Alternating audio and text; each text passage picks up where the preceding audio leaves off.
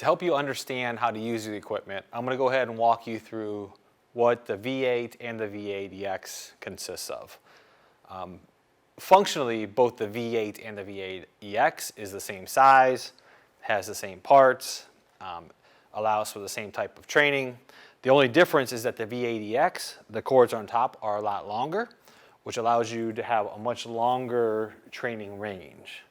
But functionally, they're both the same. So each V8 V-Series platform has 4 cords underneath the system, 2 on the left, 2 on the right. These are bands 1, 2, 3, 4, or set A and set B as a pair.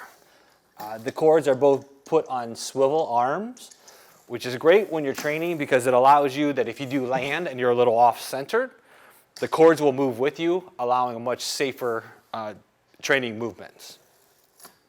It also has 4 cords on top of the platform. These are the cords you want to use whenever you're training off the platform. You never want to go off platform with these cords because what will happen is if you're training off platform, these cords will begin to rub here and it'll shorten the lifespan of your cords and it'll make you have to replace them a lot sooner.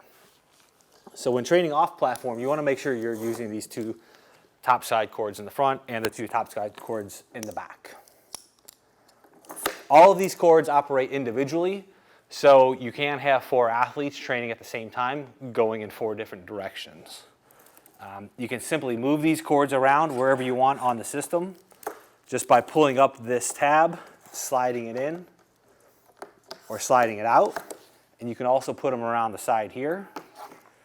If you want to train and load your arms while you're jumping, load your hip flexors while you're doing some high step-ups, or going off platform with a little bit longer range.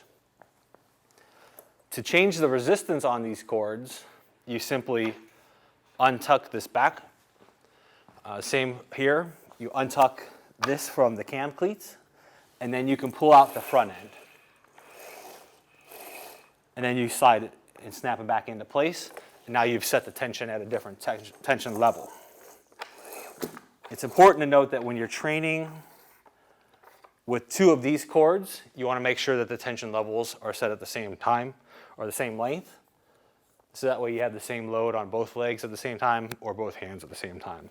So if I've pulled this out to the first black stripe, I want to make sure I go over to this side and do the same.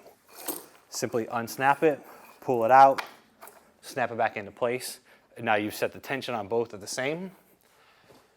So now my right side and my left side has similar resistance levels. A common question that we receive is can the cords be changed if they're damaged or if they lose the tension levels? And the answer is yes. It's very easy to replace your cords.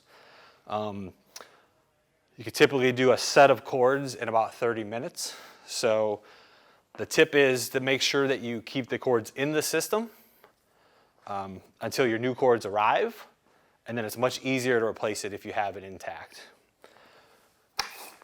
The standard lifetime of a cord is about 2 years under normal usage. So if you're using the unit for, say, 20 minutes, 30 minutes, a few times a week, you can probably extend that out to 3, 4, 5 years. If you're using it every day for, say, an hour a day, whether you're with a team or a club, then you may have to change it every 1.5 years, 2 years, but that's a typical time frame of when you would have to change it out.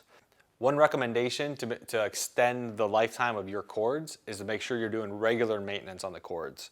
And it's really simple to do, you just have to remember to do it. So on a regular basis, say every few times you use the unit, once a week, every other week, whatever it might be, simply unsnap the cam cleat, pull the front end of the cord out as far as you can, and help untwist any twisting that might be happening in your cords. Then you let it back in and pull out the back. And you want to make sure you do this 5 or 6 times each way to try to take as much twisting out of the cords as you can.